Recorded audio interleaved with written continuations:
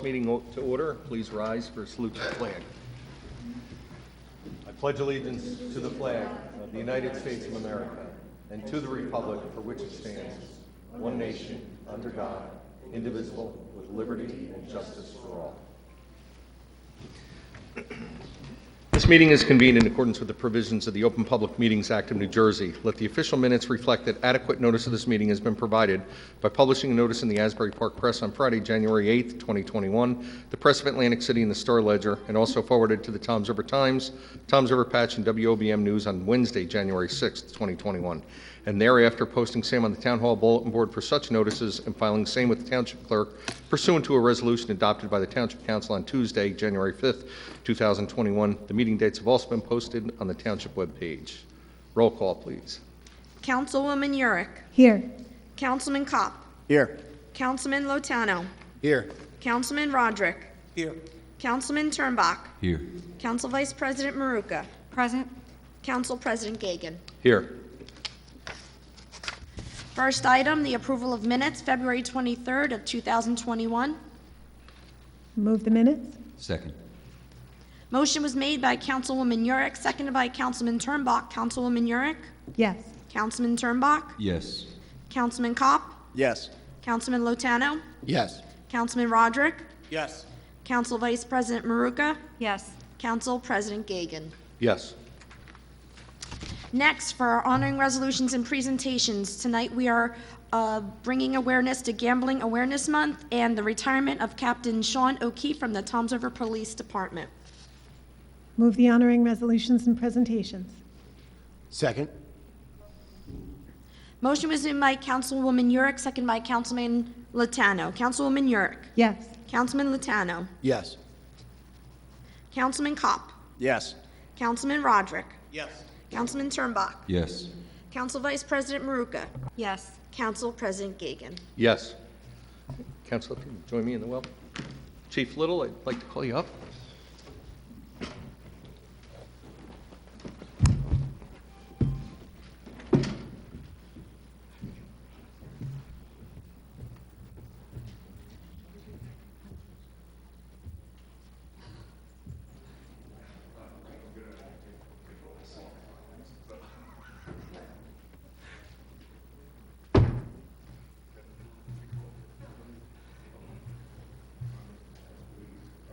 Welcome, everybody.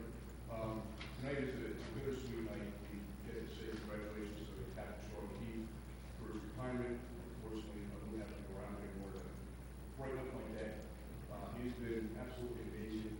I was able to keep him in the Detective Bureau. He was there as a patrolman. I have a whole list of things he's done. I'll get to that in a second. But out of necessity, he kept the Detective Bureau running. When you had people coming in, relieving the rank and other people, and then you stay there as a lieutenant and as a captain. And I can tell you, he has never, ever steered me wrong. If he gave me his opinion on something, it was right on the money. And I appreciate that so much. That's a nice compliment. Unfortunately, should have gotten that. All right, so I'll read this. Captain Sean O'Keefe was raised in West Orange, New Jersey. You hear about that all the time, by the way. Great West Orange. Tom's River ain't nothing. West Orange is everything. Yeah, exactly. West Orange High School in 1989. His collegiate journey resulted in a Bachelor of Arts degree in criminal justice from Excelsior College. He's a graduate of the DEA's Drug Unit Commanders Academy and the Northwestern University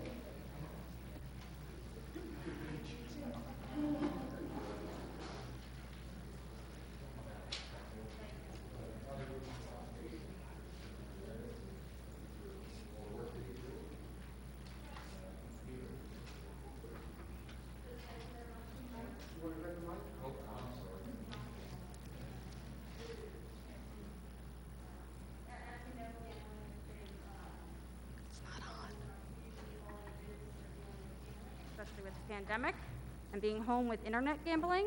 So we as a Healy Counseling, as a practice, we have been providing lots of gambling services.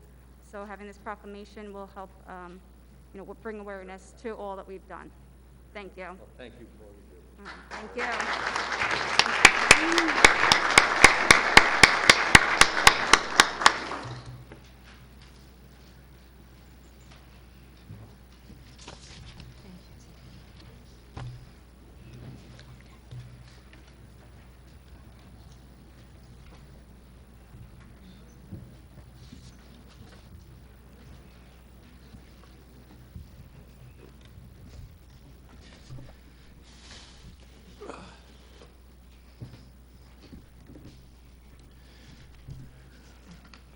Okay.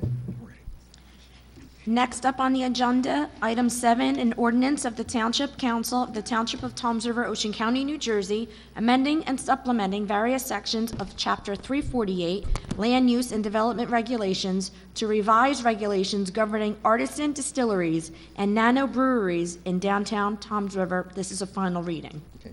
Do any members of the public wish to be heard on this ordinance? Seeing none, I move to close the public comments portion for this ordinance. Second. All in favor? Aye. Move the ordinance on final. Second. Motion was made by Councilwoman Yurick, seconded by Councilman Lotano. Councilwoman Yurick? Yes. Councilman Lotano? Yes. Councilman Kopp? Yes. Councilman Roderick? Yes. Councilman Turnbach? Yes. Council Vice President Maruka? Yes. Council President Gagan. Yes. Next, item 8 is a resolution of the Township Council of the Township of Toms River, Ocean County, New Jersey, certifying compliance with the United States Equal Employment Opportunity Commission's enforcement guidance on the consideration of arrest and conviction records in employment decisions under Title VII of the Civil Rights Act of 1964, pursuant to NJSA 40A:4-5. Move the resolution.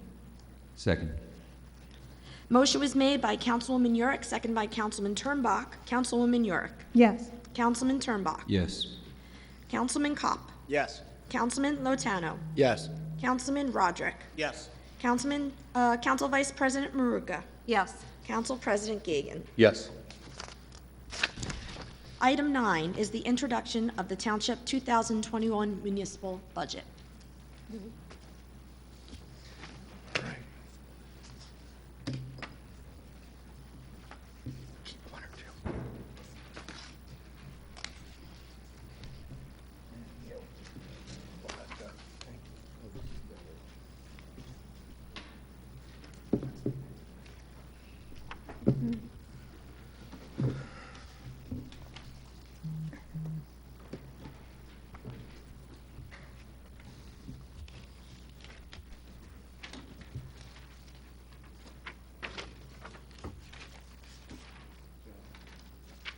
Hear me now? No? Done. Can you hear me? Yes. Yes? Okay. Good evening, council members and members of the public. Tonight, it's my pleasure to introduce the mayor's 2021 budget. As a preface to the 2021 budget, there are a few things to note. The COVID-19 pandemic posed historic and unprecedented challenges to all governments across the nation in 2020, and Toms River was no different. This administration took early and decisive action to control costs, protect employees and the public without interrupting municipal services. We did this through a commitment to fiscal responsibility with the cooperation of labor unions. The 2021 budget preparations commenced in the third quarter of 2020, which is typical of any budget year. The 2021 budget is in large part a function of the actions taken by Mayor Hill and Council in the year 2020. Effectively, this is the first full-year budget for Mayor Hill. 2021 budget highlight: no municipal tax rate increase.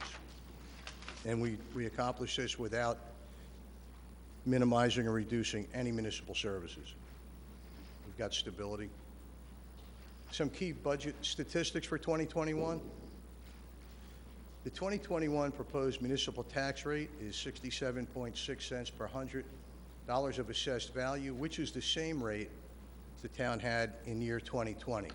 No increase there. 1% equates to 1 cent equates to $27.69 annually on your property tax bill and generates $1,302,702 in municipal tax revenue. The 2021 municipal tax levied on the average assessed home valued at $276,854 is $1,872.80. That's important to note because the typical tax bill for the average valued home is around $6,800. Of that $6,800 in your property tax, $1,872 is the municipal share. The remainder of that goes to other taxing entities, and we'll talk about that in a few minutes. New non-discretionary appropriations.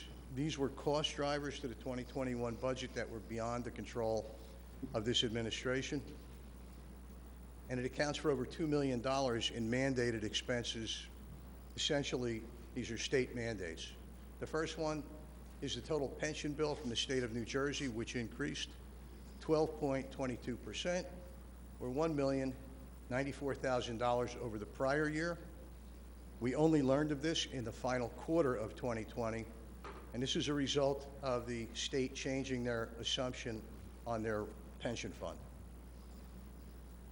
The first of 5 annual funding payments for the property tax revaluation. Again, that's a state-mandated program. The original estimate on this project was $4 million, but due to the hard work of the staff, the bid came in at $2.5 million, which reduced the annual payment from $500,000 to $800,000. And again, that's over 5 years. So it's $2.5 million over 5 years, down from $4 million. We have to anticipate a $500,000 deficit at the Winding River Ice Rink in 2021 as a result of COVID and state-imposed restrictions which limit capacity at the rink. And then finally, there's a minimum wage increase for all part-time and seasonal staff. How are we able to get to a 0% tax rate increase? Cost savings initiatives. The first one was healthcare costs, which were reduced by $1.6 million over the prior year. We did this via change in retiree health care benefits while maintaining substantially equivalent levels of coverage. Council took action to eliminate the $5,000 health waiver payments to township employed spouses, which is consistent with the state policy. And we have improved census data for our coverage. We also reduced staff during 2020.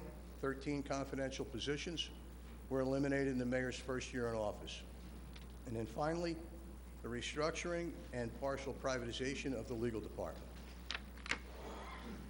Future concerns for 2022 and beyond. Big one is the Ciba-Geigy, or BASF now, tax appeal.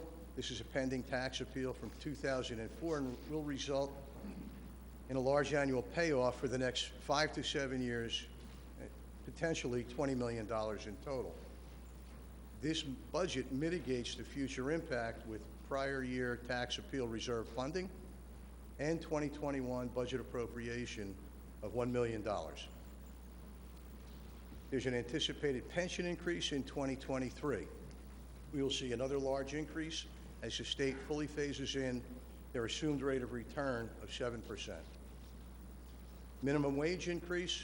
State is phasing in a $15 an hour minimum, which will be fully phased in by 2024 and increase annually thereafter.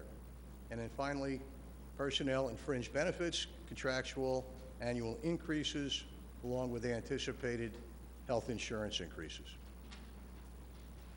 Future opportunities. Bonded debt drop-off of over $500,000 in the year 2023. The current interest rate market allows us to issue bonds at historically low interest rates and allows us to fund capital projects at a reduced rate And finally, redevelopment. The downtown Capadagli project is ongoing with future pilot revenue opportunity. Ongoing initiatives in 2021. The township will look to implement recommendations identified by the council-endorsed 2020 efficiency study. The township will look to leverage new technology in order to lessen cost and improve revenue. We will continue to investigate opportunities to acquire open space. New development will add ratables to the township's roster. We're in the midst of the acquisition of the former Surf Club property in Ortley Beach, and we're pursuing the Veterans Administration complex on Hooper and Caudina. This pie chart, shows the levy composition of the average $6,853 tax bill from 2020. The municipal share of the property tax is 27%. The remaining 73% is broken down 3% for fire, 1% for open space, 20% for the county, and then nearly half of the budget, half of your tax bill, 49% goes to fund the schools. How does Toms River stack up with Ocean County and the state of New Jersey? In total average property taxes paid, we rank 21st out of 33 towns in the county. We're 10% less than the county average and 25% less than the state average.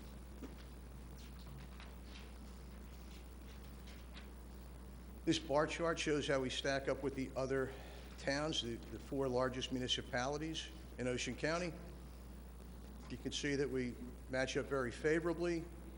Jackson shows a little bit less than us, but when you factor in private trash collection, which is a cost to the homeowner, they then compare to Brick, which puts us at about 8.5% below them.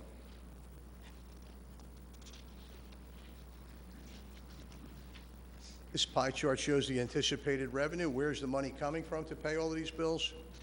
65% comes from the municipal levy. 13%, or over $17 million, is coming from surplus. And then, important to note, that 5%, or nearly $6.5 million of this year's revenue, is coming from grants that has no negative impact on your property taxes. This chart's a little busy, but it shows where all of the money gets spent. $135,205,457. 22%, as you would expect, goes to public safety. It's always the biggest cost driver in any municipality. Insurance and benefits is at 18%. And then if you look at 11% capital debt service, we're paying down and paying off pre-existing debt, and that's good business. Public safety, police department, the biggest department in town, one of the best in the state. Over the previous 5 years, burglary and theft is down 40%. Automobile accidents with no injuries are down 39%. They handled 56,101 calls for service, which is down 22% from 2019, and mainly attributable to the COVID. Upcoming 21 projects for the police department are the entrance exam, the body camera project, and accreditation.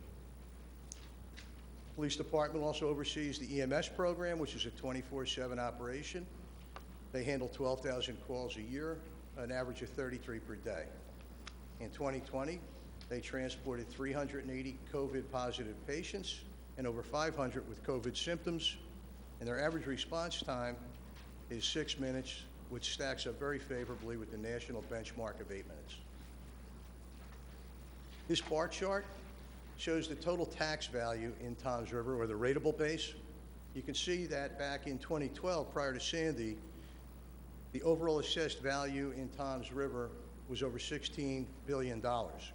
9 years later, we've recovered just less than 80% of that, and the rateable base stands at $13 billion, $27 million now.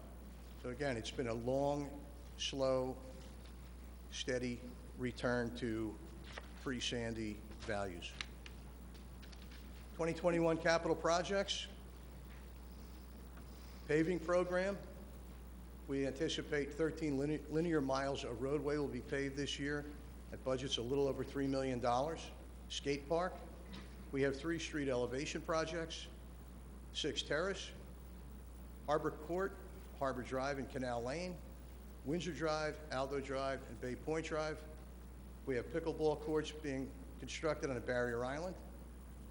We're demolishing the dilapidated buildings at the Camp Albacondo property. We are replacing the Huddy Park gazebos that were blown down in a windstorm. And then finally, the federally mandated frequency change upgrades to the police radio system. This is a 5-year project. This map, highlighted in red, shows the areas that are going to be included in the paving project this year. And again, this is over $3 million in paving. And finally, the summary. The municipal share of your property tax bill is only 27% of the total. There's no municipal tax rate increase from 2020 in this budget. We've achieved tax rate stability without mortgaging the future. We talked earlier before about paying off some old debt. And then Toms River is in a favorable position to maintain its investment grade AA bond rating in 2021. And we've done all of this with no reduction to municipal services. Thank you. Thank you.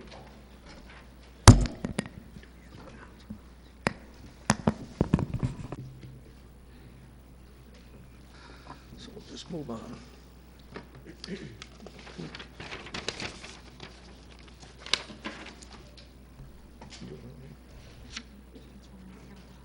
Council comments. Okay.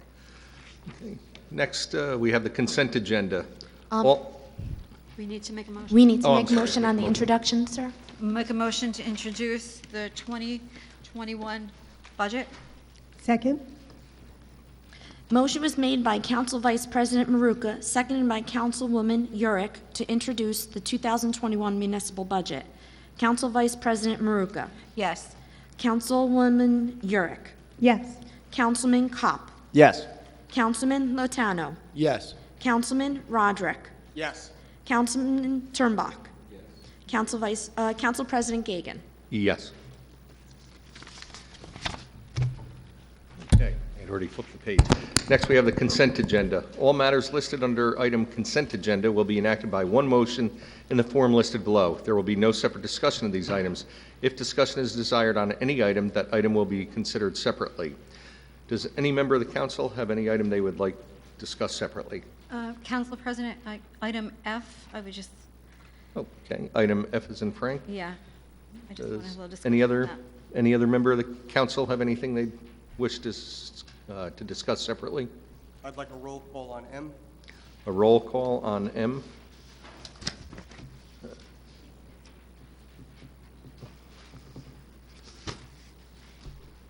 Okay, does any member of the public wish any item to be discussed separately? Yes, sir. Mr. Anderson. F is in Frank. F is in Frank? Okay. All right. Any other member of the public wish any item to be discussed separately? Seeing none, I move the balance of the consent agenda, except for items F, as in Frank, and M as in Mary. Correct. Second. Motion was made by Councilwoman Yurick, seconded by Councilman Lotano to move the consent agenda with the exception of items F and M. Councilwoman Yurick. Yes. Councilman Lotano. Yes. Councilman Kopp. Yes. Councilman Roderick. Yes. Councilman Turnbach. Yes. Council Vice President Maruka. Yes. Council President Gagan. Yes. Okay, item F, I believe Mr. Chinkalian, maybe you can come up and explain that, or go into some detail, please. Give us an update, yeah. Thank you, everybody. We've prepared a bid for an outside contractor to replace some of the sand and do some of the regrading in the harder hits of Ortley Beach. As some of you may have read in the paper, the state initially, the state initially asked for some assistance from the Army Corps. My understanding is they have rejected that. However, the DEP has now shifted to ask FEMA for assistance. So we have provided our estimates to FEMA, and I'm actually a little bit more optimistic this time. As some of you may recall, during Hurricane Sandy, we weren't always eligible for reimbursement from Sandy because we weren't on, quote, an engineered beach. Now that the Army Corps had reconstructed it, we should be eligible this time. So memory serves, during Sandy, it was a 90-10. The township had to pay 10%. This is, if it historically goes, will probably be 70% reimbursable, but if we can get them to cover 70% of the cost, I think we'll be in good shape.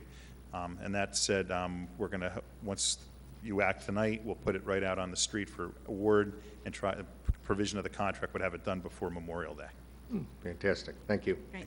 Thank you, Mr. Tinkalian. Okay. Your pleasure with item F? Did Mr. Mr. Anderson? Anderson. Oh, I'm sorry, Mr. Anderson, you had a question also on item F? Okay. Thank you. Move item F. Hang on one second. Yes, ma'am. You had a question on item F? Step up to the microphone. Please state your name and address for the record, please.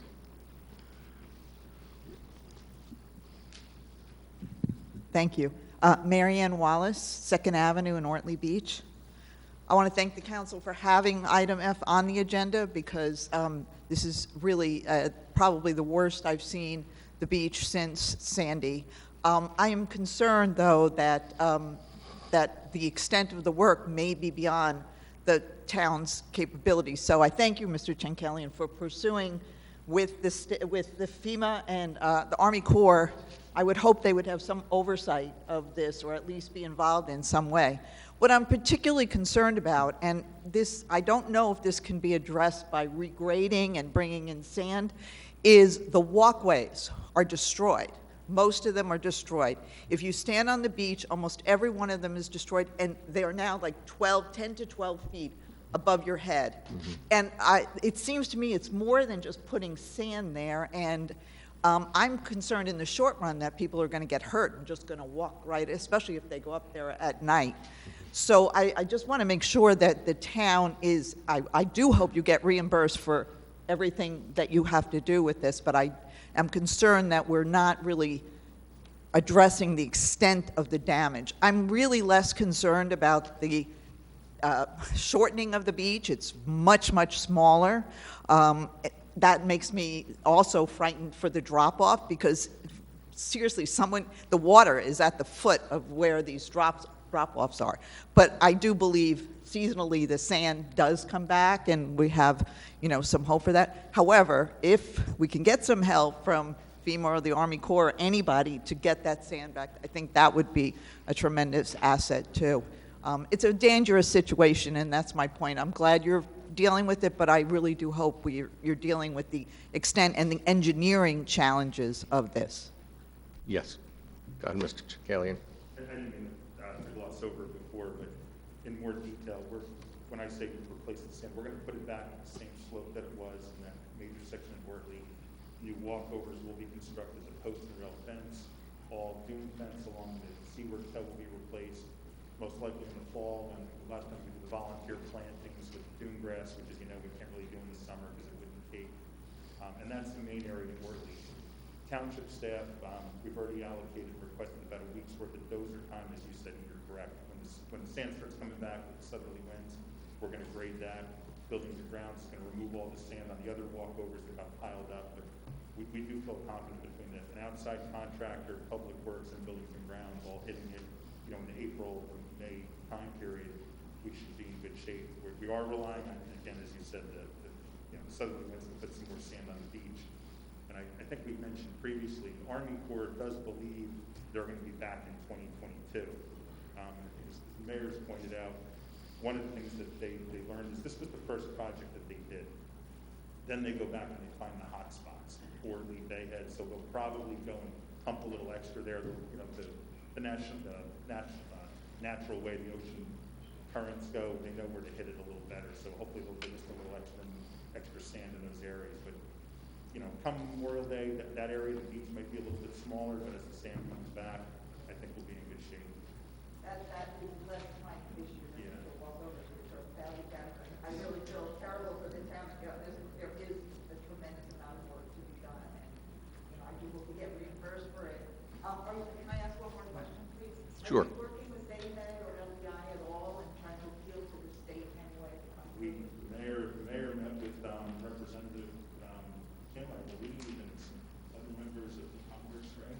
also from DEP and the Army Corps of Engineers. As Bob said, they'll be coming back next year, and the one thing they've learned in this project is where the hot spots are.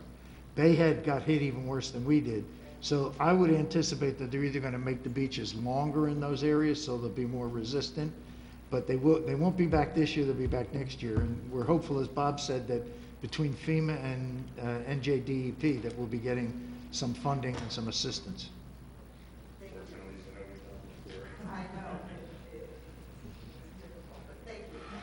Thank you very much. Okay. Council, your pleasure. I have a motion on the floor for item F. Second. Motion was made by Council Vice President Maruka, seconded by Councilwoman Yurick. Council Vice President Maruka. Yes. Councilwoman Yurick. Yes.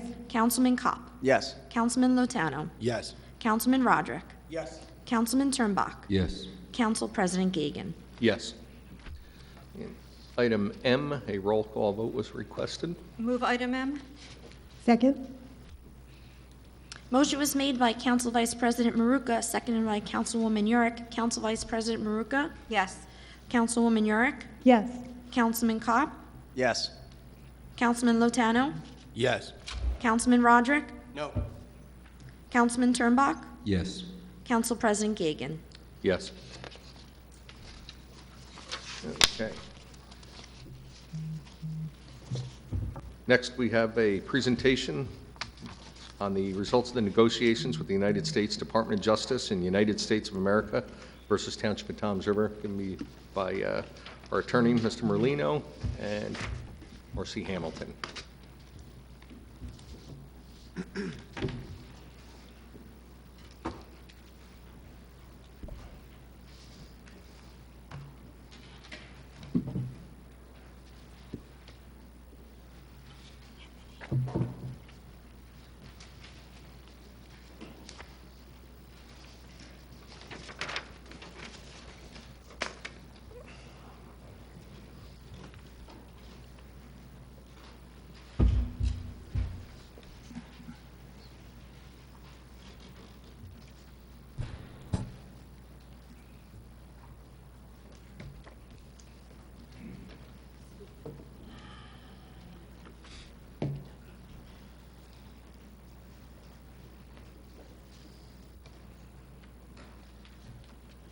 Good evening, everyone. I'm Assistant Township Attorney Anthony Merlino. The Mayor and Council have asked me to appear tonight to report on the outcome of the Township's negotiations with the United States Department of Justice concerning certain zoning regulations pertaining to religious assemblies. Since September, the Township has been in talks with US DOJ to avert an impending federal lawsuit over zoning ordinances affecting churches and houses of worship. The notice of suit followed the conclusion of US DOJ's 2-year investigation into these regulations, which US DOJ claims violate federal law. After extensive negotiations, the parties have struck an agreement which, if approved tonight, would involve certain zoning changes virtually identical to the standards that prevailed in the township for decades prior to 2017. These amendments and some other technical provisions are memorialized in a proposed consent order which would resolve this matter without costly, protracted litigation. This presentation will provide an overview of the process that culminated in the proposed consent order and an explanation of the key provisions. We have been guided throughout this process by Special Counsel Professor Marcy A. Hamilton, who is here tonight. Professor Hamilton is the Fels Institute of Government Professor of Practice and a resident senior fellow in the Program for Research on Religion at the University of Pennsylvania. Before moving to Penn, she held the Paul R. Volkel Chair in Public Law at Benjamin Cardozo School of Law. She clerked for former United States Supreme Court Justice Sandra Day O'Connor and has litigated successfully before the United States Supreme Court and the federal courts of appeal. She is one of the nation's leading experts on the Religious Land Use and Institutionalized Persons Protection Act, otherwise known as RLUIPA, the federal statute at the center of this matter. Both Professor Hamilton and I recommend the proposed settlement and urge its approval. We will go into greater detail as to why, but overall, the consent order keeps the township out of lengthy and costly litigation with the federal government, provides greater opportunities for religious assemblies in conformity with federal law, and advances important township priorities. Since it involves zoning and federal law, this issue can be tangled up in technicalities. As we move along, I'll try to untangle some of the more complicated aspects of the issue to highlight the key points. So with zoning, it's all about the maps, and a picture is worth 1,000 words. So we will start there. So here you see a map of the township with areas shaded in green, areas shaded in yellow, and areas shaded in red. This is what the zoning would look like as it pertains to religious assemblies, houses of worship, churches, and comparable secular assemblies, if it is adopted by the council tonight. The areas shaded in green are those areas where places of assembly, religious and non-religious, would be permitted under the revisions to the zoning code. The areas shaded in yellow would be areas where these places of assembly would be allowed to locate if they met certain conditions. And the two major conditions that are incorporated into the consent order concern a minimum lot size requirement and frontage on a certain order of roadway. And the areas you see shaded in red are places which, for various reasons, these places of assembly, religious and non-religious, would not be permitted. And those include some of the industrial areas over to the west and along Route 9, some conservation areas or environmental wetlands along the border with Manchester and to the east, and some conservation areas up in the upper center of the map. So the way to think about this in simple terms is the green areas would be a yes, the yellow areas would be a yes if certain conditions are met, and the red areas would be a no, depending for various reasons, whether it's an industrial zone, whether it's an environmental zone, or most importantly, the areas in red cover local streets. Those are your average neighborhood streets, your cul-de-sacs, places that are exclusively residential and are not designed for or can't handle institutional types of uses. This consent order closely, or this map, which the consent order would result in, closely resembles what zoning looked like in this area pre-2017, when the zoning code was changed to include certain amendments that drew federal scrutiny. This map is really a destination. This is where things end up if the consent order is approved. But there's a lot that went into this. This is sort of the end result. But there were a lot of steps on the road to getting to this point. And that's what we're going to discuss tonight in this presentation. So to begin, what got the US DOJ involved in this matter? Well, there it is. It's the Religious Land Use and Institutionalized Persons Protection Act, known by its acronym RLUIPA. I mentioned it before. In December 2018, US DOJ began investigating the township zoning regulations, particularly those pertaining to churches and houses of worship, to determine whether they violate RLUIPA. Now, RLUIPA is a federal statute. It was enacted in the year 2000, so it's a little over 20 years old.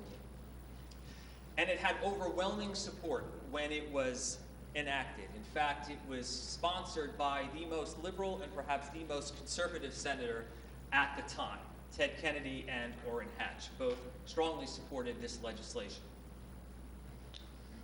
What does RLUIPA do? It prohibits local land use ordinances that place substantial burdens on religious exercise, treats religious institutions on less than equal terms with secular institutions, discriminates based on religion or denomination, or completely excludes a religious assembly from within a jurisdiction. Basically, RLUIPA says that municipalities cannot use zoning to burden religion, disfavor it, discriminate, or exclude it. Now, if a local ordinance has any of those effects, to discriminate, disfavor, exclude, or burden, then the government has a very high bar in order to sustain it. It has to be sustained by a compelling governmental interest, which is an interest that overrides all others. And that interest must be advanced by the least restrictive way of doing it. So There's got to be no other way for the government to accomplish that interest in order to pass muster under our LUPA. This is the highest level of legal scrutiny. This is the level of scrutiny that courts apply in free speech cases, in civil rights cases. It is the highest level of legal scrutiny, and it is exceedingly difficult to satisfy.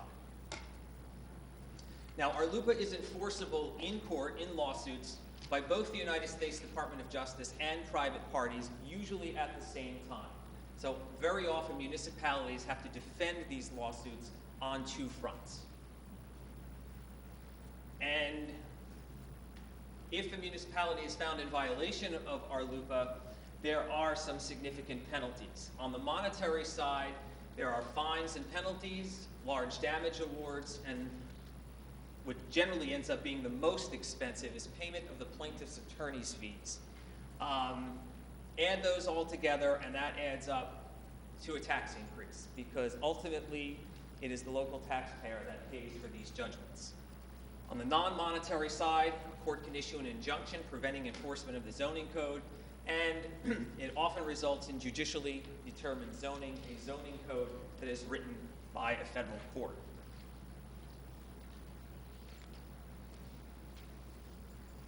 And you can see, here's a list of what has happened in New Jersey just recently in the Arlupa area. These are settlements that are very recent, within the past 7 years. They range from $400,000 all the way to a staggering $7.75 million.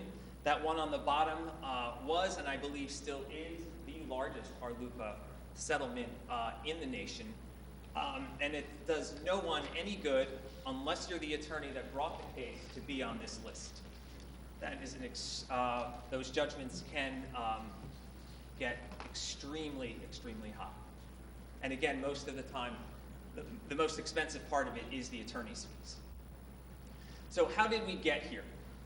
So in 1979, that marked the adoption of Toms River's modern zoning code, and that date is important. It will put everything else into context as we go further into the presentation.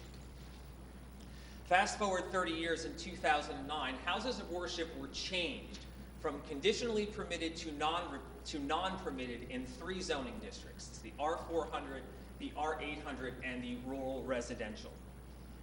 So you can think of it as, in those districts, houses of worship went from yellow to red, if you think back to the map. Now, they had been conditionally permitted, or in the yellow category, since 1979. So this change really reversed 30 years of precedent under the zoning code. Moving ahead to 2017, 8 years later, there were several other amendments to the zoning code that drew federal scrutiny. The first is the minimum acreage requirement. That was increased or jumped from the original 2 to 10 acres in the conditionally allowed zones, those zones that were shaded in yellow. This too had been a change in decades of precedent. 2 acres had been the standard since 1979, so almost 40 years, 2 acres had been the standard. The second major change was that roadways classified as minor collectors. And minor collector is a technical term. Think about it as a middle range roadway. You have your major roadways, your main highways, and then you have your local streets, and minor collectors sort of fall in between. They are generally the streets that connect 2 major roadways. And they were removed as a permissible location for a house of worship. They had been permitted in those locations since 1991. So again, there had been significant precedent for having them on these roadways that was reversed in 2017. These are essentially the changes that drew the interest and the objection of the United States Department of Justice. You can see these are recent changes to the zoning code. So moving ahead, as I mentioned before, December 2018, US DOJ opened the investigation into these regulations. On September 17th, 2020, so almost 2 years later, we received a notice of suit from the department stating that litigation had been authorized and offered to, and we were extended the offer to engage in pre-litigation settlement negotiations to try and resolve the matter without litigation. On September 27th, the council adopted a resolution authorizing those negotiations. And from October 2020 till February of 2021, negotiations took place, extensive negotiations took place. We went through several rounds of these negotiations with the department in a very professional, very constructive manner. We took these negotiations took place with a surgeon's eye. We really drilled down deep into the data and seriously considered the proposal. We seriously considered the DOJ's proposals. DOJ seriously considered our proposals, and we were able to reach the agreement that's embodied in the consent order that I will propose or offer to the council tonight.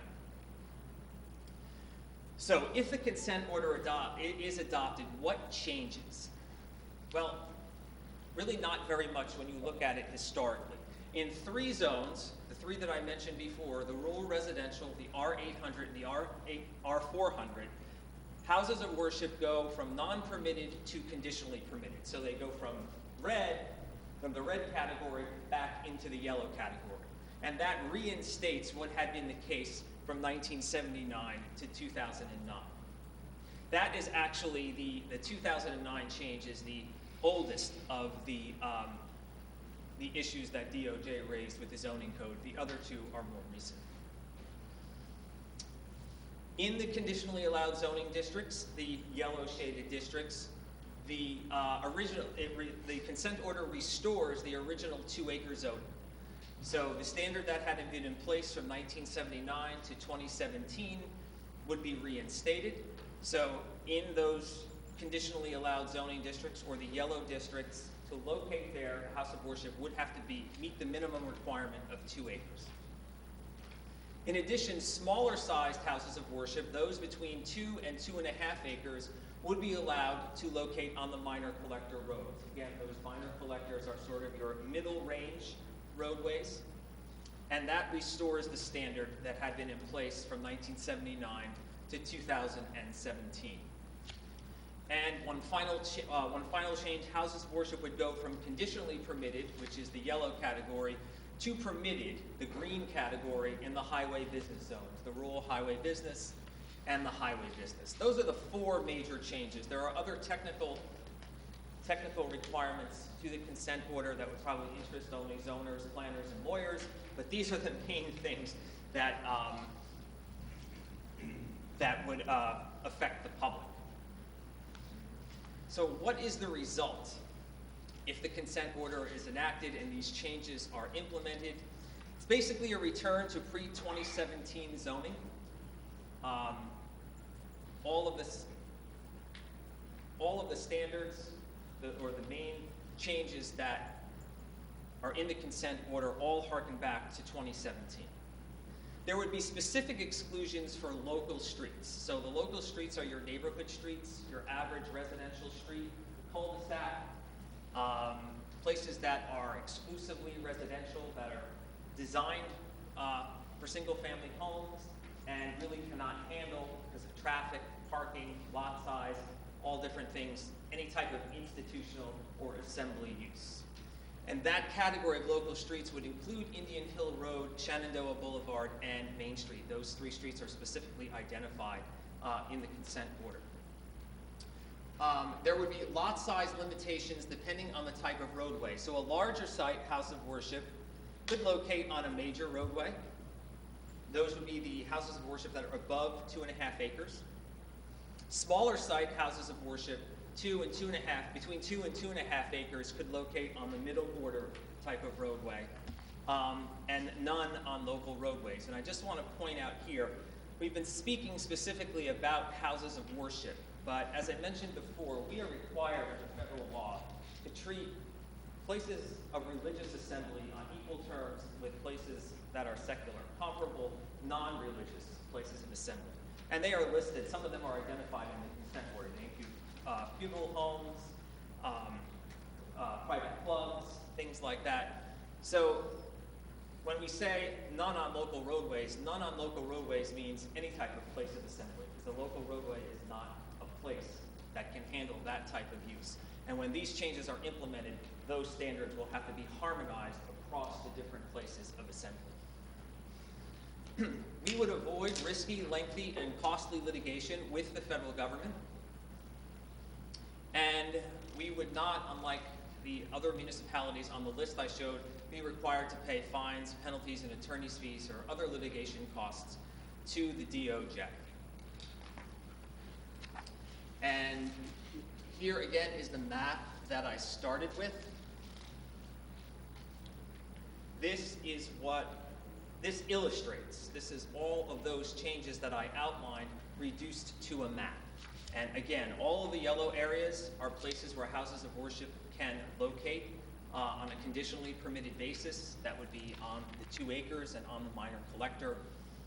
The green areas are the places where houses of worship would be what is technically called a principal permitted use, which means you can locate there as of right without it meeting any special criteria. And the red areas would be where places of assembly would not be permitted, again, for various reasons, whether it's an industrial zone, environmental zone, an environmentally sensitive zone, or a local or neighborhood street.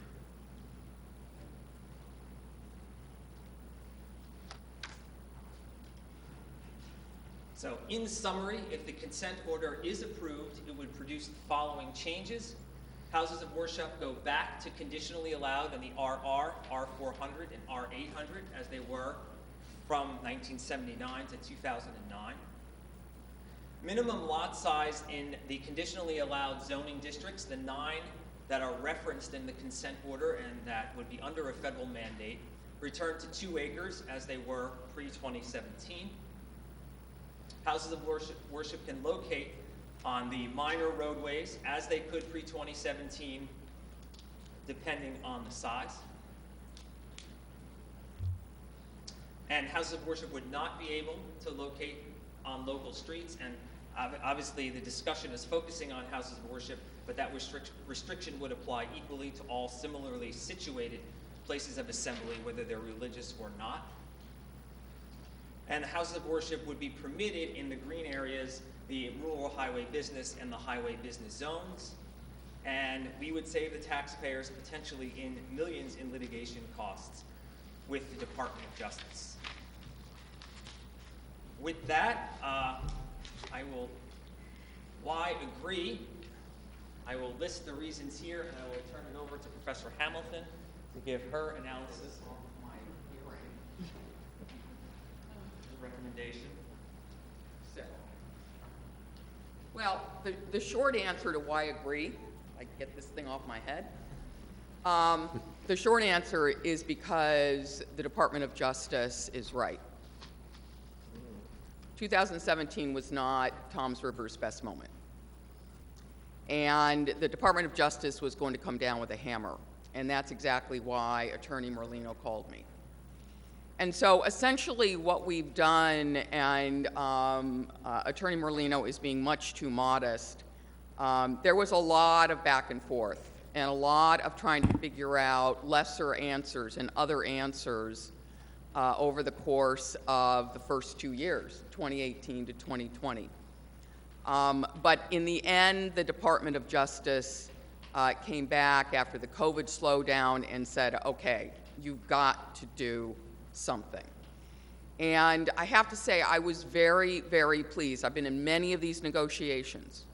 I was very pleased with both the civility on the part of this group, which was extremely good. The council was professional. They wanted to do what's right, but they also wanted to do what's right for the people of their own community.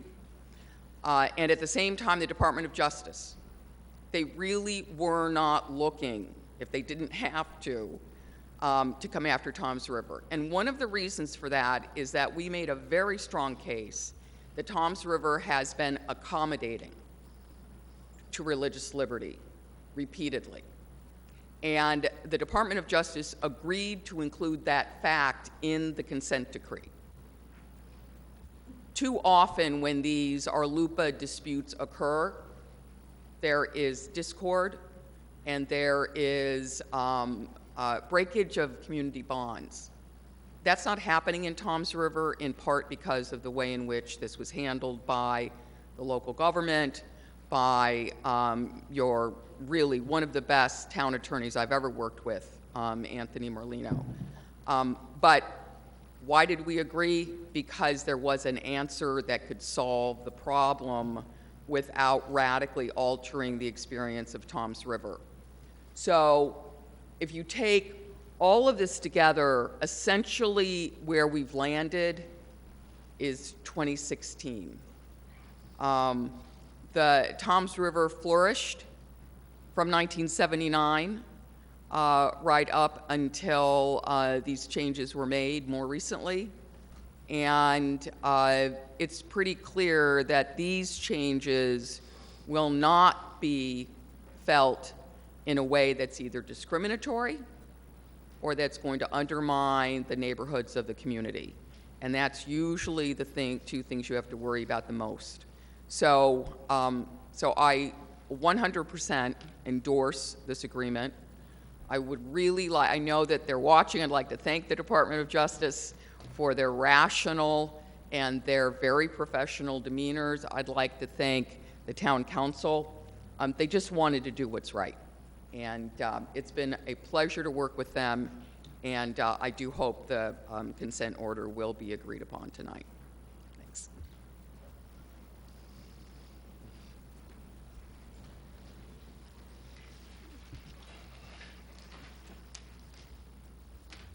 So I, excuse me.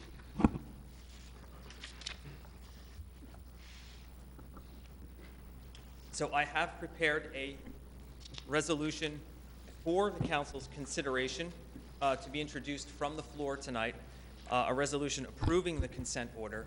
The process would be we would need a motion to introduce the resolution from the floor. I will read it into the record by title, and then a second resolution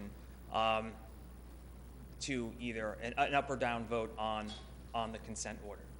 So I have a resolution of the Township Council, Township of Toms River, Ocean County, New Jersey, approving the entry of a consent order with the United States Department of Justice to resolve the matter of United States of America versus Township of Toms River.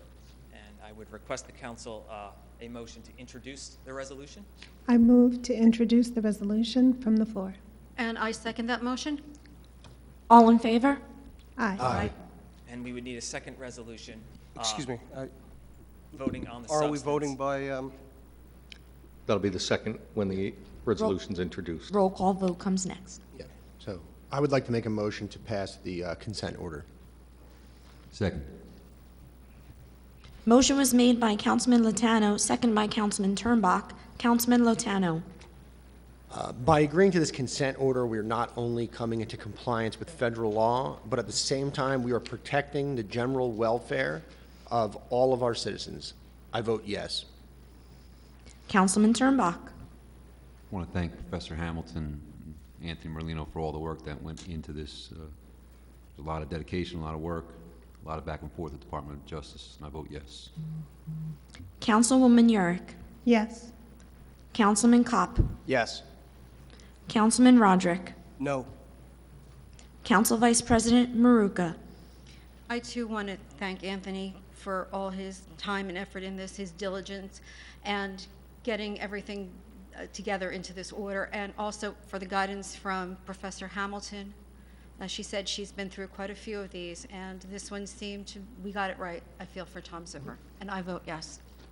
Council President Gagan. I also would like to go on record and thank Mr. Merlino, Marcy Hamilton. This has dragged out for a very long time. It's certainly not a comfortable position for any of us. There's been a lot of back and forth that started prior to us sitting up here, but we need to move on and put this past us.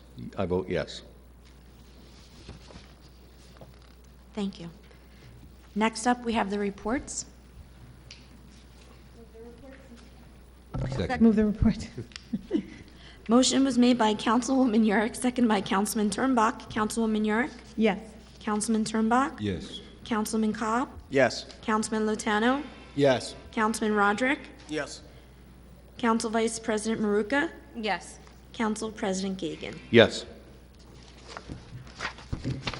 Next are the bills. Move the bill list. Second? Motion made by Councilman Turnbach, second by Councilman Roderick. Councilman Turnbach. It's Councilman Lotano. Councilman, Second by Councilman Lotano. My apologies. Councilman Turnbach. Thank you. Abstain from PO 21-00912, payable to the magistrates. Abstain from PO 21-00655, payable to law offices Siddle, Holzapfel, and Zabarski. I'm a local attorney in town. I have conflicts with both of those. Yes to the balance. Councilman Lotano. Yes. Councilwoman Yurick. Abstain from PO 21-00798, payable to Rutgers University, and PO 20-00569, and 21-00829, payable to Remington and Vernick Engineers. Yes to the balance. Councilman Kopp.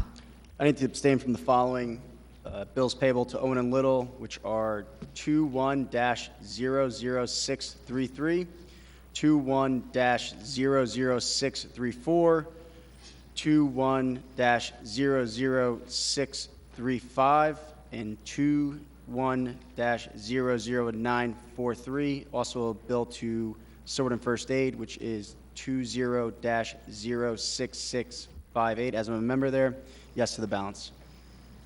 Councilman Roderick. I have no conflicts, I vote yes. Council Vice President Maruka. Abstain to PO 21-00885, payable to NJMVC, and 21-00912, payable to Tom's River Payroll, line item 90, NJMVC lease program. I have a conflict. Yes to the balance.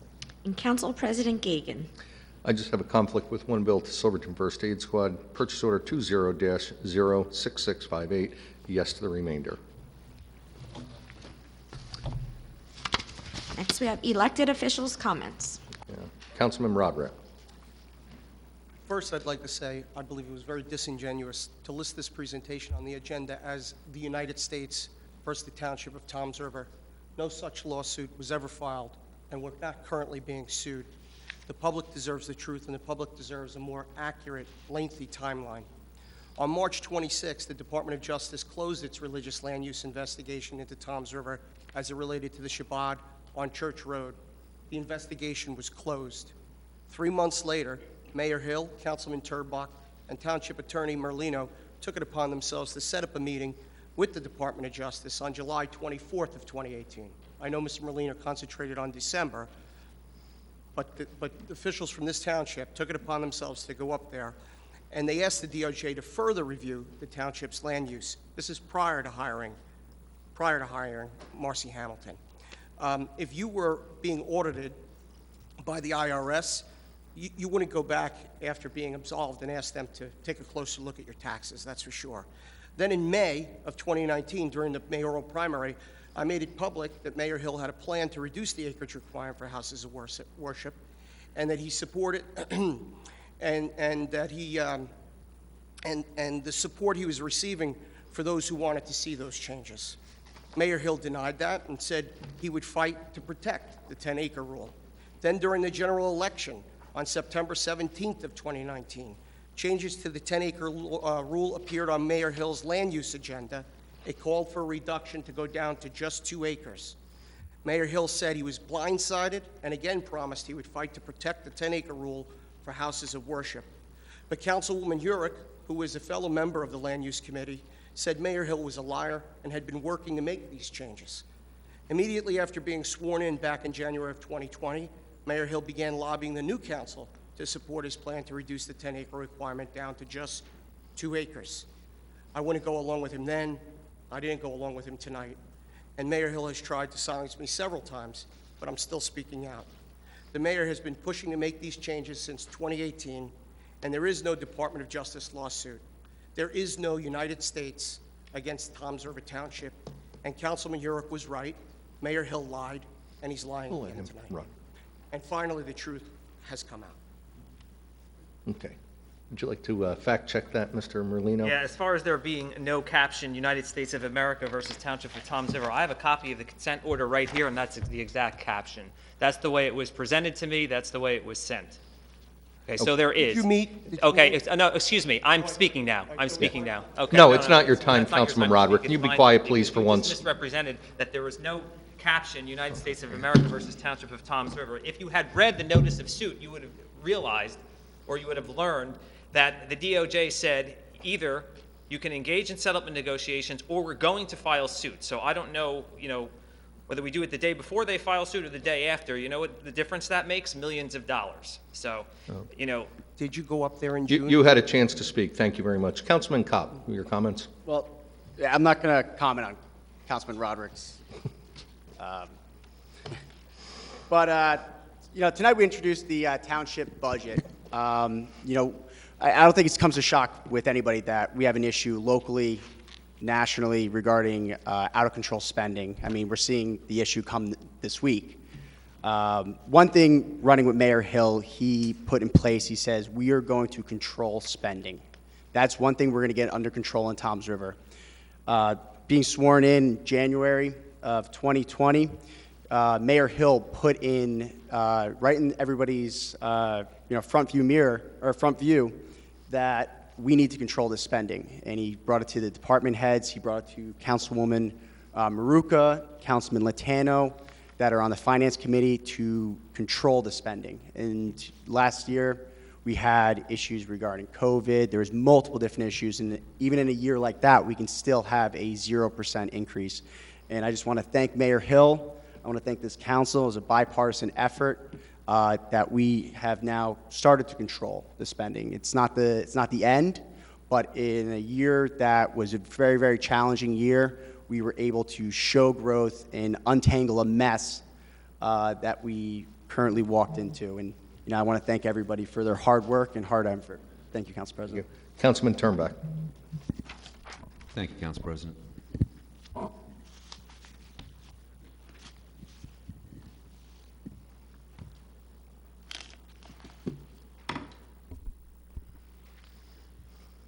I was elected into office as a Democrat here.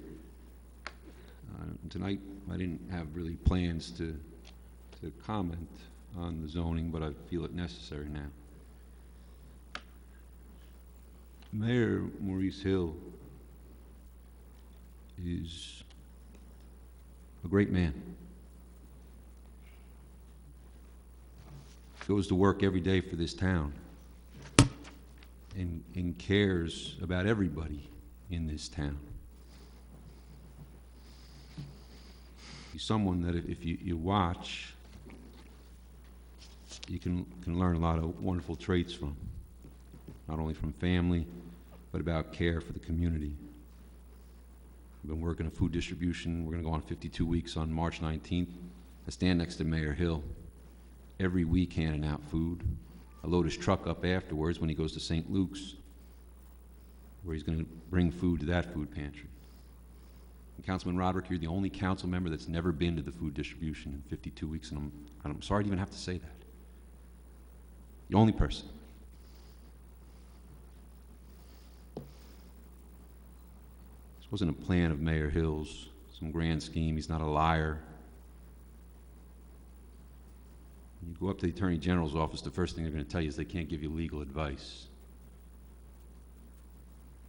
He goes to work every day to do what's right for this township. I've had to defend Mayor Kelleher when Councilman Roderick tried to attack him, calling him Tom. Both these men serve our township not with a goal to advance their own career, but with a goal to help our community. I wish just for once, Councilman Roderick, wouldn't it be about self-advancement, about trying to divide a community? It would be about doing what's right for everybody in this community, because that's what we're all up here trying to do. I was elected Democrat. I'm proud of Mayor Mo Hill, elected Republican. He's my friend. I learned from him. He's someone we all should be proud of. These decisions aren't easy. Not easy for anybody. But we put our heart and soul into it. We hire the best. I went to law school with Anthony Merlino. He'll never tell you graduated number 1 in our class. I know what we have here. Professor Hamilton clerked for the United States Supreme Court. We have the very best telling our residents this is the right thing to do. To make this political has the ability to divide this township, to take the unity out of community. And why would we do that, Toms River? Aren't we better than that? The idea that there was no suit when we're all looking at the consent order with the caption. It's just false. Do your homework, Toms River. I want to thank Mayor Hill and Business Administrator Lou Amoruso for your work on the budget and presentation. I speak to these gentlemen every day. I know how hard they work. Saturday, Sunday, they care about this town. All hours of the night you can reach them. They're working hard. So really thank you for this budget, for the cuts you've made, for the 0% tax increase. On a brighter note, to some degree, I'm proud to say for 52 weeks now, on March 19th, that we've been working the Pop the Trunk food distribution. It's really brought our community together. It's sad that we need it right now, but I can tell you, on average, Maria calls me every Saturday, asks me what we need. It's 450 boxes of food that we're providing either through people coming or through deliveries. I want to thank Phil, MV Silveri and Sons, and really all the family of volunteers that we have. And with that, that's me. Thank you. Thank you. Councilwoman Maruka. Thank you, Council President. Think back 1 year ago. We were sitting here having the last council meeting before our world as we know it changed. And there's challenges. Everybody's had them. We've had them as a municipality, we've had them as a government, we've had them as residents of this town, we've had them as our family and our friends. And we've came through that. And looking at the budget that was just presented tonight, I'm just going to show you some of those obstacles that were put up around this time last year. There was 27 pay periods that fell last year, that fell in the year that we didn't have to deal with this year. That was an additional $650,000. We had to start paying on our FEMA CDL loan of $1.5 million. Our loan wasn't forgiven because, you know what? Toms River did the right thing, and they did not raise taxes on the residents when FEMA wanted us to. COVID-19 expenses that came in. They had to go and open union contracts and negotiate with the unions so that they could go into furloughs. So our employees would qualify for the additional unemployment benefits, and this town wouldn't have to be paying that in as wages. We had a one-time efficiency study. We had labor attorneys' fees in there. We had a minimum wage increase. These are all challenges we looked at. And we had our CFO, Alex Davidson, who was at the helm, that didn't know what else was going to come our way. So when they sat down and started putting this budget together in the third quarter, a lot of the things came together that we didn't know what was going to happen. Because it's always been a work in progress. So this year, you throw out everything what you usually go by, and you had to look at it from a different way. So we come up with a zero tax increase. Alex, can I ask you something? You saw the numbers that were presented on for settlement agreements that Mr. Molino put up there, $7.75 million. What would that have done to our tax increase, our tax rate? I believe it's $1.3 million per penny? That is correct, Council Vice President. So that would have been easy, another 5 to possibly 6, almost 7 cents. Correct. The average assessed home would be assessed approximately $250 to $300 more annually to pay that. That would have just been if we had to come up with a settlement, if we had to pay that settlement or that fine from Department of Justice. By this council agreeing to the consent order, we've mitigated that for our taxpayers. I want to thank Mayor Hill, Mr. Amoruso, and also Mr. Davidson and our department heads for working within the confines that they had to come up with this zero tax increase for our residents, especially in the tough year that we just had. A couple more things I just want to mention. I know the mayor's going to talk about it. but the BPU will be having a hearing next Tuesday, March 16th at 10 a.m. And it is in regard to Altice, which is the operators and the owners of Optimum, which serve our residents on the Barrier Island. I know the mayor is going to go into a little bit more detail on that, and he'll give you that information. I also want to talk about maybe we could get even a resolution for our next council meeting supporting Senate Bill S1071 and Assembly Bill A639, which increased shore protection funding from $25 million to $50 million annually, which would help reconstruct our beaches. The lack of funds really threatens the state's cost-sharing partnership with the Army Corps of Engineers, which brings in millions of dollars to New Jersey for beach replenishment projects. Once they came in and Army Corps did this project, it was on their dime. But sometimes when you go in and you have to do those hot spots, or you have to renourish every so many years, the cost sharing shifts. So what that can do with these funds from these two, the Senate and the Assembly bill, would double that $25 million to $50 million to help this state, so they'd have funding for fiscal year 2022 and beyond. So hopefully we can get that on for our next meeting. And then the last thing I just want to talk about is Councilman Turnbuck talked a little bit about our food distribution. 52 weeks is amazing. It's amazing that we were able to sustain it, but it's also kind of gives you a little bit of a heartache that our residents are still in need. But as long as that need is here, the group of volunteers will continue to serve them. Another group that has helped us over the past couple years feeding our residents is Operation Barbecue. I know they're looking to have a potentially another event within the next 2 to 3 weeks. Once we get confirmation on a date and a time, we will give that to the public and they can come out there. It'll probably be at the Presbyterian Church. We just have to confirm some dates and times with the Hope Center and with the church. And that's all I have this evening, Council President. Thank you very much. Councilwoman Hero. Thank you, Council President. My name was brought up several times in Councilman Roderick's comments, and I would just like to set the record straight. Headlines are not quotes. I have never called Mayor Hill a liar.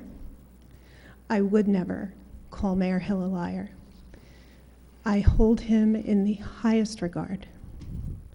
Mayor Hill and I are friends, and we were better friends prior to that article coming out in September of 2019.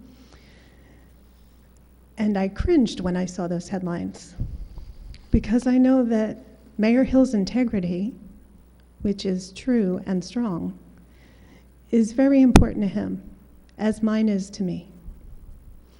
Headlines are not quotes. I have been very, very proud to work with Mayor Hill, and I am proud to continue to work with him. He works day and night to do nothing but the best for Toms River, and he's been doing this for 20 years. 16 years on the council, and forgive me if my math is incorrect, but I believe it's 16 years on the council, and now this is his second year as mayor. And in his after the first 3 months of being mayor, not even the third month, he was hit with one of the worst situations that any of us have experienced in our entire lives.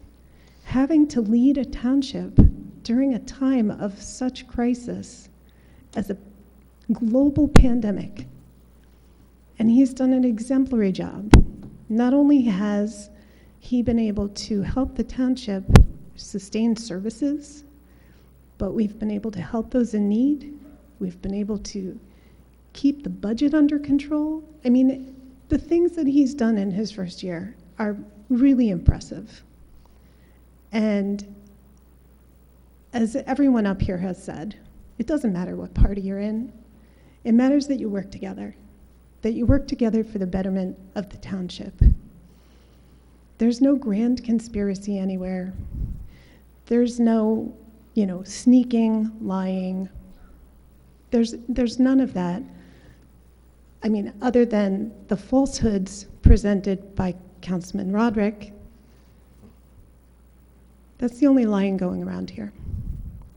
So, Mayor Hill, I absolutely thoroughly enjoy working with you. I respect you wholeheartedly. And please don't believe any headlines that you read. Thank you. Councilman Latano. Thank you, Council President. And thank you, Councilman Turnbach. As always, you are a voice of reason, and I commend you and Councilwoman Yurick on your bipartisan support. You deserve a lot of recommendation for that. When you learn new information, you get advice from experts, sometimes you tend to change your mind. You could say one thing and then you learn the facts, the truth, you begin to understand, and there is nothing wrong with changing your opinion when you were wrong to begin with. I would like to remind everybody Downtown Night Out starts May 1st. It's a very fun time, and please come down to downtown Toms River, support our local businesses. I know they appreciate it, and you will have a fantastic time. I want to commend the administration on the 2021 budget. As a member of the Finance Committee, I have seen firsthand the tireless work of our BA, Mr. Amoruso, plus our CFO, Mr. Davidson. They have really worked hard, grinding to try to keep the tax flat. And they deserve all the credit, to be honest with you. I also want to commend Mr. Merlino and Professor Hamilton for taking a very complex zoning law and really getting it across pretty well. It's not easy to do. Zoning is extremely complicated, and I feel like they explained it really well, and I commend them a lot. And that's all I have for tonight. Thank you very much. Thank you. Mayor Hill. Thank you, Council President.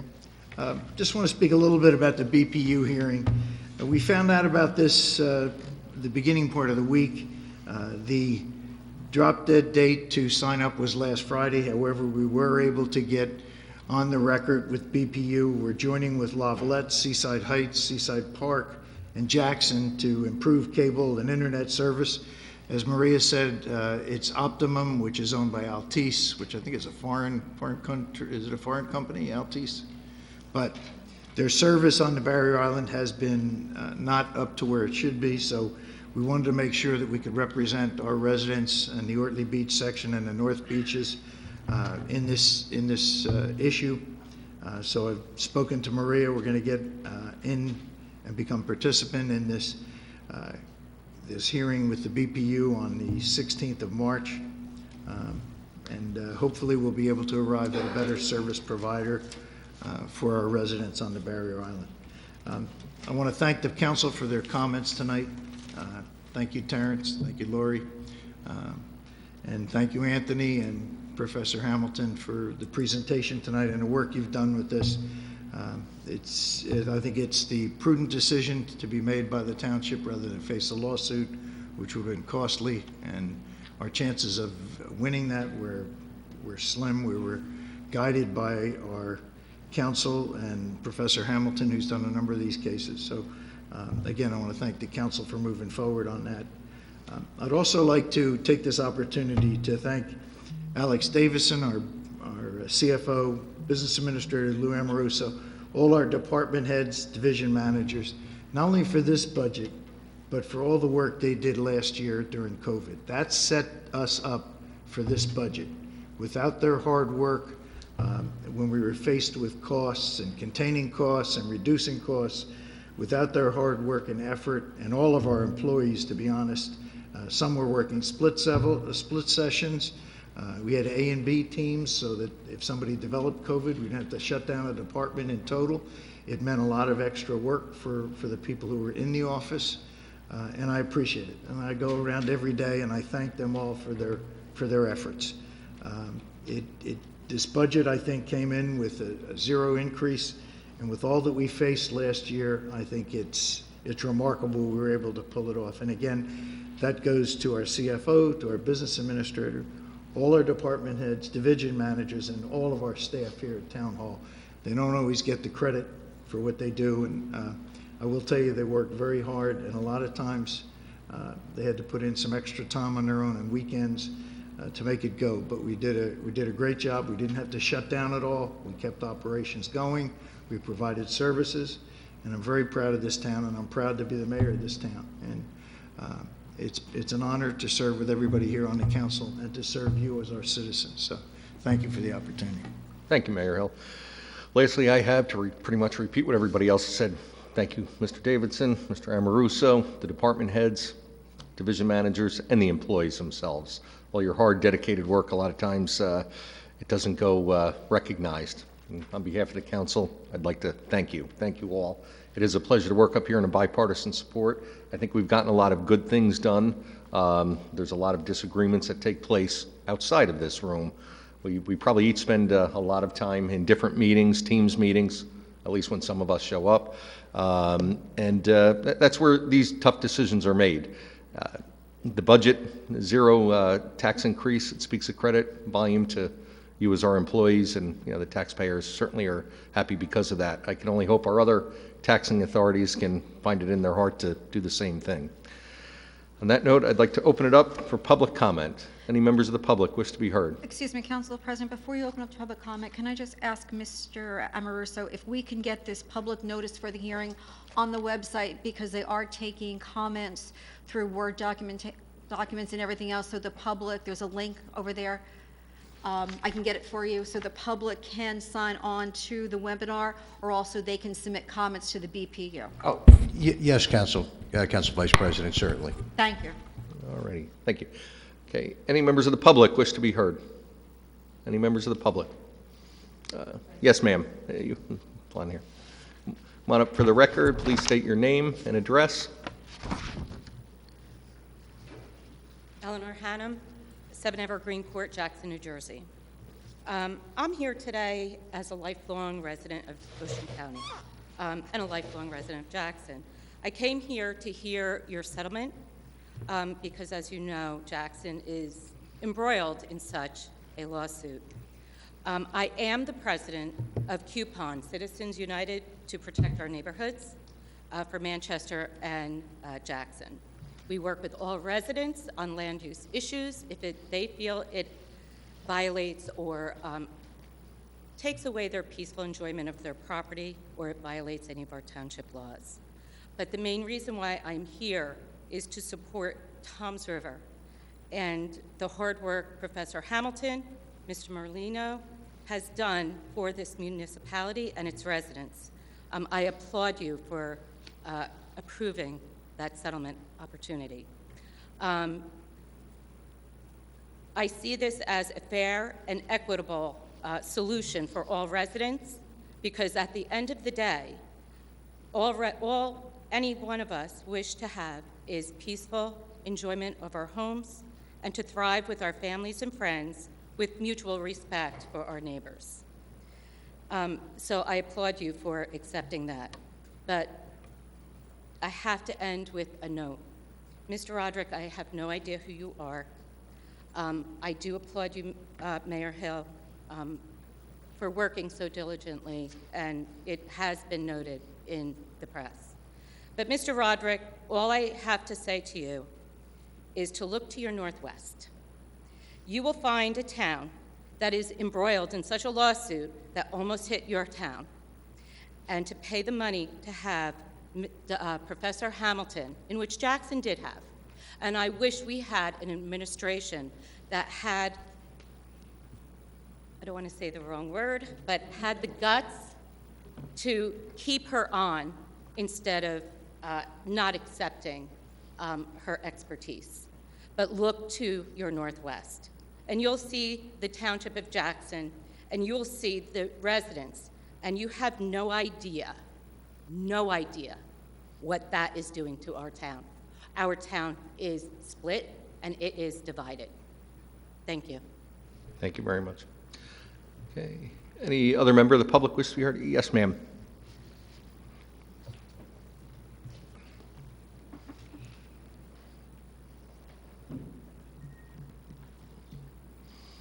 Mary Ann Wallace, 2nd Avenue in Ortley Beach. I want to thank the council for, I want to thank Ms. Maruka for pursuing the allocation of more money for beach replenishment. If there's anything, as an officer on the OBVTA, if there's anything we can do to help you, if we can write letters or whatever, we're happy to support you. As a private citizen, I want to thank Mr. Amoroso and Mayor Hill and the council.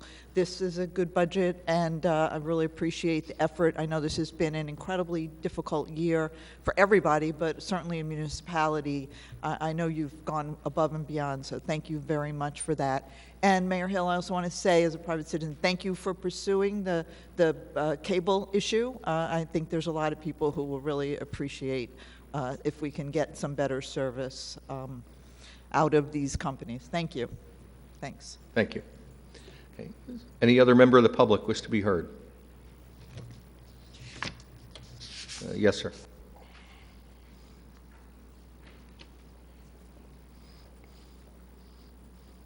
Richard Chulo, 215 Grant Avenue in Seaside Heights. I am here because I would like to clarify just a few things.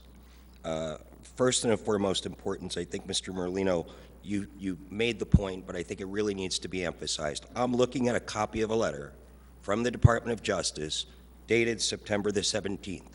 And the title on that letter is Notice of Suit, United States versus Toms River. Do you concur that that's what you received? That's correct. Okay. First paragraph reads, as you are aware, the Department of Justice and the United States Attorney's Office for the state of New Jersey, collectively known as the Department, have been, I'm having a hard time reading it, investigating the zoning and land use practices of Toms River. That suggests to me that there was already an ongoing investigation and that investigation concluded and compelled them to write this letter to you. That's In other correct. words, the investigation didn't begin on September the 17th. It ended on September 17th. That's right. Okay. And then in the body of that letter, there is a drop-dead deadline of September 29th. Respond or face litigation. Correct. You would agree with that as well? I would point out to all of you, and I stood at this very microphone the night that you agreed to consent to these conversations, to commend you for doing so, because the day after Jackson Township's deadline passed is when the lawsuit hit. And they are literally on the hook already for millions of dollars. You made the right decision.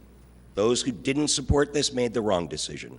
Those who misrepresent the facts, I don't even have words. So, that being said, something else I want to clarify, because as I looked at the map, I saw this huge swath of red area. And the representation was that in that area, forbidden. Is that correct? Well, not entirely. A place of assembly wouldn't be permitted in a red area depending on what the red area is. So if it's an industrial zone, if it's a conservation zone, there are large areas of that. Okay. I mean, nothing goes there because, I mean, why? I think also, those red areas also include the CBIS site. I mean, I wouldn't put, a cage in the CBIS site. But then the red areas also include streets that are classified as local streets. Those are the lowest order of the streets, the streets that most people live on. And those would be areas that any type of place of assembly, secular or religious, would not go. Okay. So I just want to follow that for a moment, and then I'll go ahead and sit back down. You may or may not be aware that already in the township of Toms River and also up in Jackson and surrounding communities, there are houses of worship operating out of single-family homes. Now, my understanding of our LUPA is that if I reside in that home, I'm welcome to entertain a certain number of people for purposes of worship and prayer, and then people depart. Is that your understanding as well? Well, I'm not going to, I can't address that in the abstract or a hypothetical. All I can say is that. I can give you a specific there- address in but Palms no, River I if you don't want it. want, no, we should not be pointing out specific addresses. All I can say is that there is a difference between gathering in your home for prayer, or for a book club, or agree. for a Bible study, or Yep. for a football game, and running a fully functioning house of worship. Okay. And that can't be discussed in the abstract because it is so fact-sensitive and implicates a lot of things more than even our LUPA, and implicates constitutional privacy concerns, municipal land use law. I mean, we don't have all night. Am I allowed to go just a little bit further with this? I think you still have, the whatever buzzer the has timer not says. buzzed. So I just want to be clear, because we have instances in a neighboring town where a single-family dwelling was purchased within the confines of a development of homes, 200 or so houses within a residential community, all sitting on approximately a quarter of an acre of land. The single-family dwelling was never occupied. It was never intended to be occupied. It is instead used as a place of worship, not with the benefit of going before the zoning board and asking for a change of use, not with permits for construction. And my question to you is, within those red zone on the map, where you identify as local roads, would that be permissible under Again, any circumstance? I can't rule on a hypothetical situation, and I certainly can't rule on a hypothetical situation in another town when I don't know what their zoning scheme is or how they enforce their code. Understood. I'm talking about the map that I looked at of Right. our town, Well, Palms River. the map up there covers three things: the zoning and the overlay of the roadway requirement. And if there's a case that arises under that, then we will deal with them as they come along. I can't make any pronouncements in the abstract. I can just tell you what the code is going to say. Okay, you don't mind follow-up emails with questions, right? To the extent I can answer them, yes. But I remember, don't I'm the want to attorney spend for any the more town. time I'm here, not but I really would like to hone in on this because it's a very important topic. right, but I'm not going to give an advisory opinion. I mean, I'll give an advisory opinion to one of these individuals or a department head that asked me, because that's who my client is, but I can't give a member of the public an advisory Understood. opinion. Then I'll You'd have be to in get your touch own with attorney to answer one of that. you. Thanks for your time. Thank you very much. Does any other member of the public wish to be heard? Any other member of the public? I just have a quick question for Mr. Merlino. Mr. Merlino? It's time for the public, Yes, and questions are over, I'm a so. member of the public. If you want, I'll go to that microphone. Seeing none, I move to close the public comments portion of the meeting. Second. All in favor? Aye. There's no need for executive session. We'll entertain a motion to end the meeting. Motion to close the meeting. Second. All in favor? Motion made by Councilwoman York, second by Councilman Latano, with all in favor. Aye. Aye. Aye.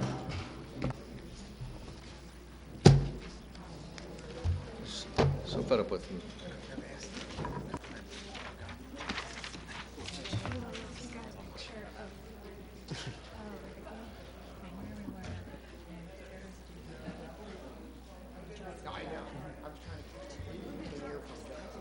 I don't have it, it's up there. But I'm just saying, you know, you've So I think it's good, so DOJ was watching, so I think we made a good presentation. I thought Marcy did a good job. Yes, she did. And they didn't comment, so. Hey, I'm gonna go send the signatures to DOJ right now, because